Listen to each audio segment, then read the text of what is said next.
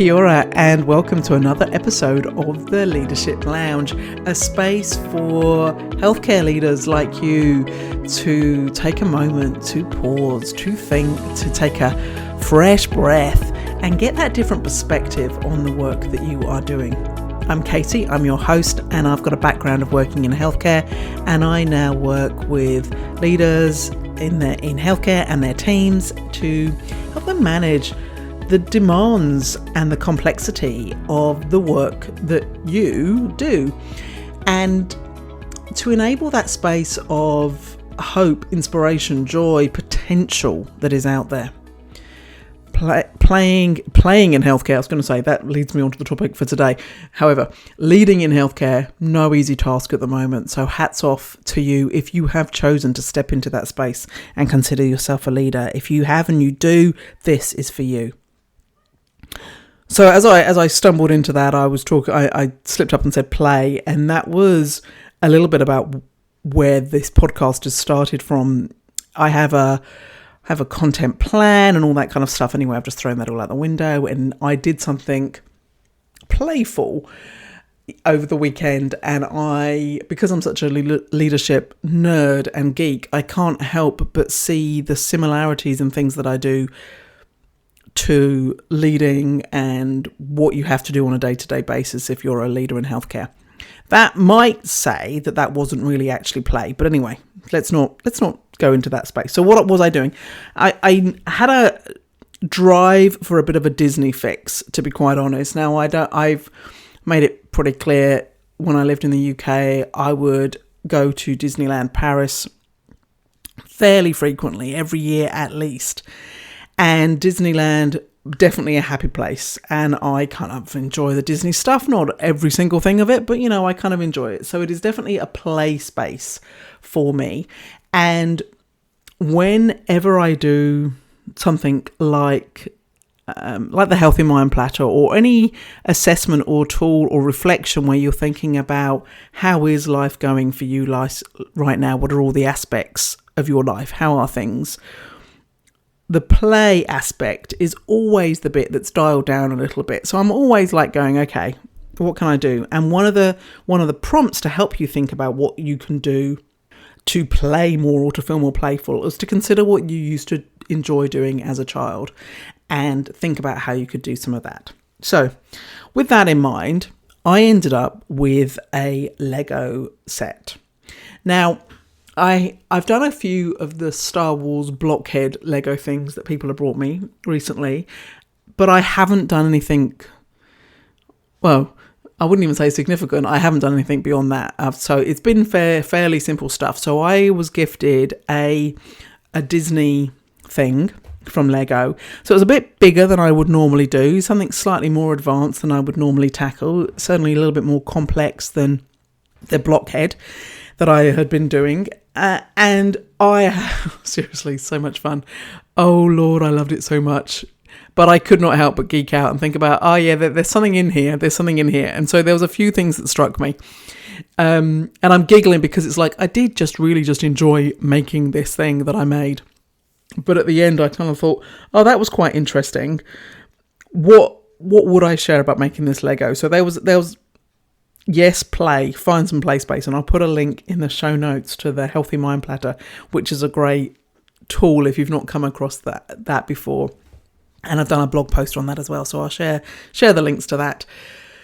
So the first thing that struck me as I opened the box was there was a lot of pieces. This felt a much bigger bit of Lego than I had done recently. And I was kind of like, that's quite a lot of stuff. And lots of little pieces as well. It's just like, that's a lot. How am I possibly going to do this? And there were several bags. And I was like, oh dear, okay, all right then.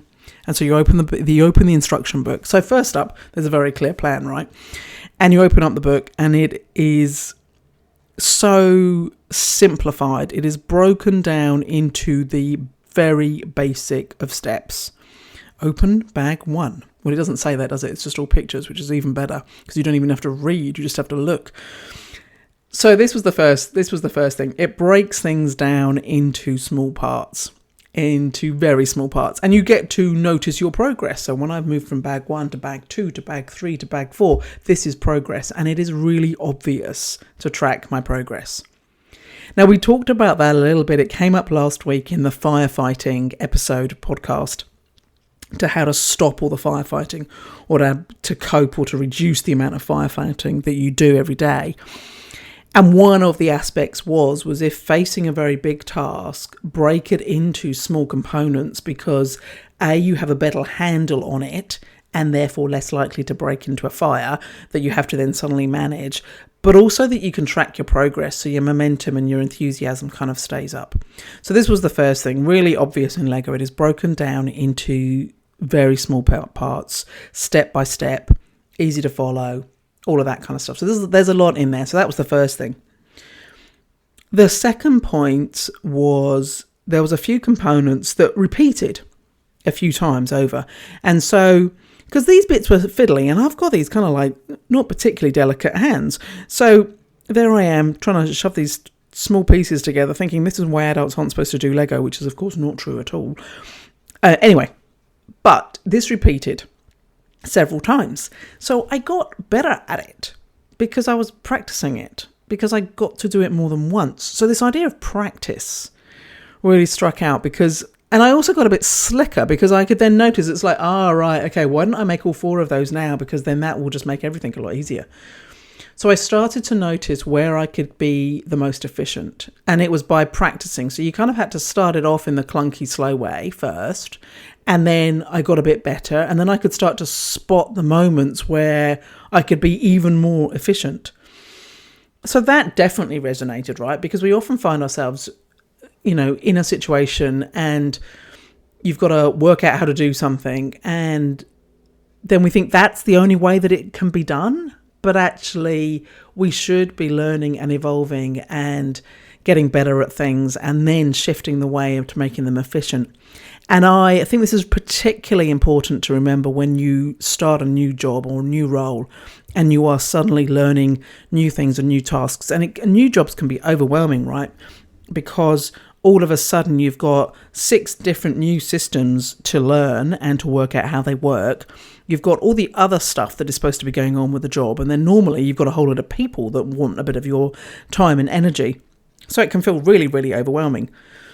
But if we get down to the task part, the systems that you're suddenly having to deal with, it's okay that you're finding it slow. It's okay that it's a little bit clunky to start with. It will get easier. You will get better. Keep practicing, then you'll start to feel more confident, then you'll start to go a bit faster, and then you'll start to find the efficient way that works best for your system and the context that you are in. So there's a lot in that practicing, but I think that the big part is remembering that when you start, it is going to be slow. It's going to feel clunky, and that's okay. Now the next one, the last point that I really that actually was where I started from. What I loved about it, and I've watched Adam, my husband, do Lego, and he's always gone, there's a piece missing, and I will confidently go, it's Lego. There won't be a piece missing.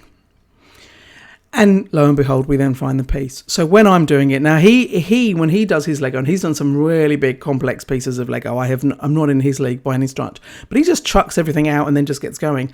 I do the sort and organize everything so that I can see things really, really clearly. There's a whole other podcast in that on another level, but let's not get distracted, girl. Keep focused. So when I was going, okay, right now I get one of those. Have I got 6 of those? Have I got one of those? Yep. Oh no, is there 6? Oh yes, there is 6. I just can't count. I had complete trust in the fact that there would be the pieces I needed. And in fact, there's usually a few pieces left over. There's a little bit of buffer in the system.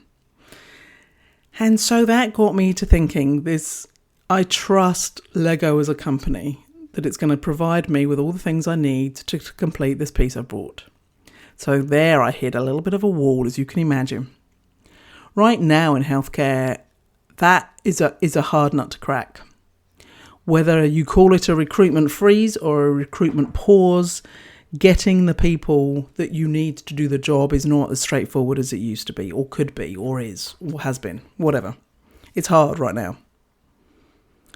And then if you compound that with, oh no, you can't replace sick time, or we can't do overtime, that makes it even harder. And we end up in this now, even worse conundrum, if you like, with the messaging around stay off work if you're not feeling well, but actually, if you don't come into work, we won't be able to replace you. And so either the work will build up for when you get back, or you'll be letting your team down and they'll be struggling. So it's a really hard one, right? So this trust, how can I trust that the system, we're all in the system, every one of us part of the system. How can I trust that it's got my back? How am I going to trust that there's enough pieces for us to do the work that we need to do? So that, you know what, and I wish I could say that Lego had given me all the answers, but it really hasn't. But it is something we need to talk about, because it is the topic that's front of mind. And if we don't start exploring what that could look like, the problem's not going to go away. And the other thing is expecting somebody just to come in with a magic wand and make these problems just resolve. That's also just not actually going to happen. It's really, really complicated. There's lots of things going on, and there's everyone within the system is under the same level of pressure. So there's a few things that came to mind, and I think I started with, you've got to trust yourself. That's the first thing. I think in the same way that when you're talking about leadership, you have to start with self-leadership. When we're talking about trust, you've got to talk about trusting yourself. Do you know that you've got those capabilities? Do you trust in your confidence? Do you trust in your ability to learn, to grow? Do you trust in the strengths that you have and the skills that you've had? There's got to be something in there about self-trust and trusting yourself.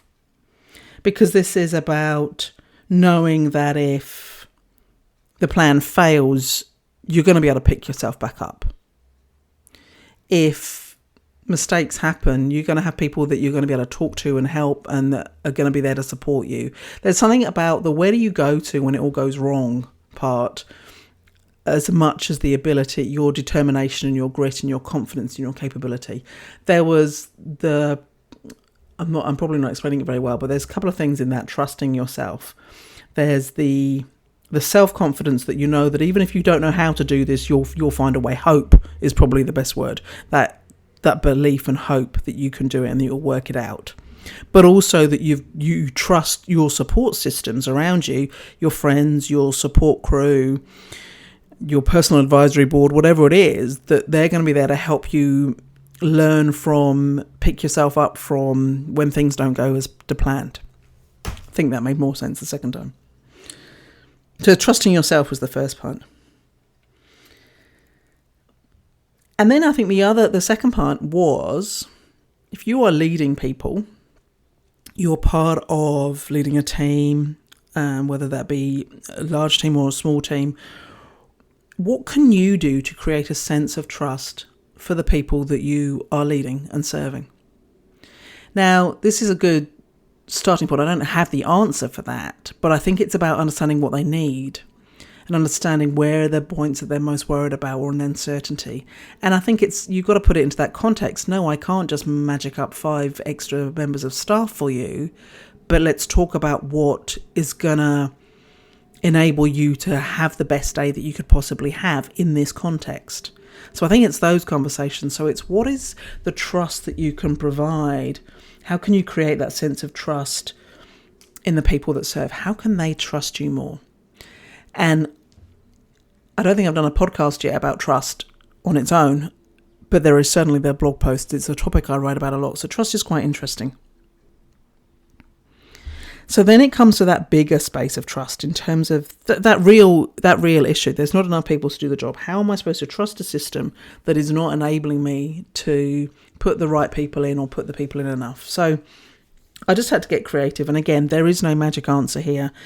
And this is shared with all genuine curiosity around, I don't have the answers, but here are some ideas. Go and play with these ideas to see if there's anything that potentially could work.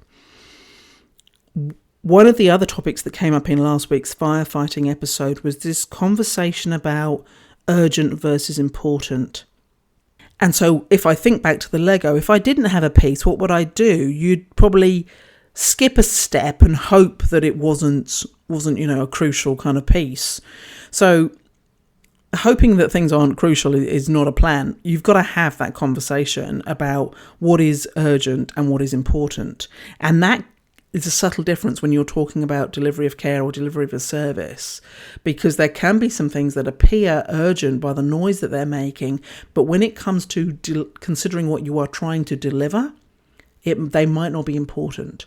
So when it comes to thinking about, okay, what do we dial down on, what do we do less of, having that conversation about what is really, really core, what is important for the safe delivery of whatever it is you're delivering, that's really important. So I think having that conversation is the first bit. What are the bits that we can alter? What are the bits we can dial down on, and what are the bits we could leave out on, and still things are delivered as they should do? So that was one aspect. The other thing I thought I would do if I didn't have the Lego pieces I needed, I'd substitute. I'd get creative. I'd get innovative about how things were set up or balanced. Or I would change the design. I would be like, okay, we don't need to create that, but we could create this. So it comes again down to that context. What are you trying to achieve with this thing that you are doing today, this week, whatever your context is? And one of the ways that you can get innovative and think about how to do things with a different perspective is, are we actually making the most of people's strengths and skills? Well, actually, even first up, do we know what everybody's strengths and skills are, and are we making the most of those? Again, touched on last week and touched on in another episode where we talked about delegating, and this idea of it's not dumping work on people, it's about empowering and developing people. Is there someone that is itching to have a go at something that would help fill a gap, and that actually that level of excitement and motivation will mean that that's okay for them to do that? So I think there's the who's around, what skills and strengths have they got, and what is the best mix for us to, together, deliver what we need to deliver. So I may not have cracked that. I may not have resolved that issue. I don't expect that I have. But it was about this perspective. Because when you feel like everything's out of your control and the situation that you're having to deal with has been put upon you, it can add to that sense of I'm not in control and I've got no say in this matter. But I do like to challenge people on that and say, okay, really? Is there nothing you could do differently? What is within your control in this space? And if you're a leader in a team, I like to encourage people to think that they do have more control than they think they have. Yes, loads of things might have been taken out of your hands now, and there may be a whole load more steps that you have to follow. But actually within the team, where do you have some control? Where can you have conversations that can enable you to look at things, how you could do things, using people differently, being innovative, changing something here, changing something there? Maybe you'll be surprised. I would love to hope that is possible for you and that these has given you a couple of ideas. But I think at the very least, there's that space of trusting yourself, creating trust within your team so that you all do trust each other, because that's going to increase that sense of safety. So there was my Lego musings. Started off with that sense of play. Just drop that in, that a sense of play is an important aspect of having a healthy mind. And where can you get your sense of play from? That breaking big things down into small parts is going to make it easier, make it achievable, make you be able to track your progress and celebrate those wins as you go along. Practicing. So if there's something that's being repeated or there's something that you're just starting at, it's okay that it's slow and chunky. You will get better. Practice makes progress. So practice, and you're going to get better, you're going to get quicker, you're going to get more confident, and then you're going to find different ways or ways that it best fits within the context that you're working in. And then this idea of trust. And I wish I had the big answers here, but I don't. But trust is an important factor. You've got to trust in yourself. How do you build trust? We've had a whole episode on trust in itself. How do we build trust with people that are around us? But equally, when in that scarcity space of there isn't the people that I'm supposed to have, what are your What are your options to think about things? Whose skills can I tap into here? Whose strengths can we maximize a little bit? What can we shift around? What could we alter that could make this achievable, what we're trying to achieve, achievable today? The other aspect in that component was having that conversation about what's important versus what's urgent. I think that's always a good thing to come back to, that what are our priorities here? What can we stop doing? Healthcare is really bad at that. What is it that I can take off your plate? It's a great way of building trust. If you're the leader and you've got the ability to say that, what can I take off your plate? But equally having those honest conversations with you, your team, your manager, or a peer group of leaders around what is our priorities, what is urgent, what is important, what can we stop doing? So you've got a range of things there that you can think about when you're faced with that dilemma that I know many of you are faced with right now around, I don't have enough people to be doing the job that I'm doing, or this has got harder than it feels that it needs to be. Few things you can think about. Always keeping that focus on the what are we here to achieve? What is our purpose? What is your team there doing, serving, delivering? So there you go, three kind of points from my Lego musings: breaking things down, practicing, because if it feels tough and it feels hard and you're just learning something, that's okay. Practice, you will get better, you will get quicker, you will feel more confident, and then you better fit it into your context. Breaking things down, sorry, I skipped over that one. Breaking things down into those small pieces, that gives you that sense of achievement, motivation, enthusiasm. You can celebrate your steps along the way, as well as making it just a lot clearer and easier, to be fair. And then that hard topic of trust, but trust yourself, trust your team, and then think about how can you expand that sense of trust into the work that you are delivering. And what could you do? What can you shift? What can you do differently within the context that you're in right now? So even while I was doing the Lego, I knew I was going to hit a hard edge there over this. I'm always going to trust that Lego's got enough pieces in the bag right now. And in healthcare, that just isn't the case. And that it is tough. And that's the reality of what it is right now. And the purpose, one of the things I do, one of the purposes that I record this podcast is to give you that spark of a moment to just go, oh yeah, okay, that is the reality. That's fine. That's right. That's what we're dealing with. But equally, those little nuggets of maybe something, just a little tweak. You know, if it's feeling really, really bad, you've actually not got to try and make it perfect. You've just got to make that 1% shift. What's the 1% improvement here? Make it 1% better, and you'll all start to feel completely differently. And that's where that momentum starts to build from, those small things. So no, I don't have the answers to all of it. I do want to acknowledge how tough it is, and that these ideas are to, I hope, a little smile to your face maybe about the thought of me sitting and spending my Sunday trying to fiddle about with these tiny little pieces of Lego. If you want to see what I made, I think there'll be a social media thing. Do follow me on LinkedIn, or I have the Healthcare Leadership Hub Facebook page. And maybe it will turn up in the email. Who knows? As I confessed at the start of this podcast, there may be a content plan. Whether I follow it, that's a whole other issue. So it is, when you think about that, quite amazing. I did actually achieve what I achieved with the Lego because I followed the plan. Not normally one for instructions. Anyway, I better stop waffling. I'll stop the rambling right now. And thank you all very much for listening to another episode of the Leadership Lounge. I'm Katie, your host, and though it may not feel like it right now with the waffling I've just done, I help you, people that are leading and working in healthcare right now, to manage the demands and the complexities of the job so that you can feel hopeful and excited about the work that you do, because it is great work. Thank you again so much, and take care. Have fun, get a little play in maybe, and I will speak to you next week in another episode of the Leadership Lounge.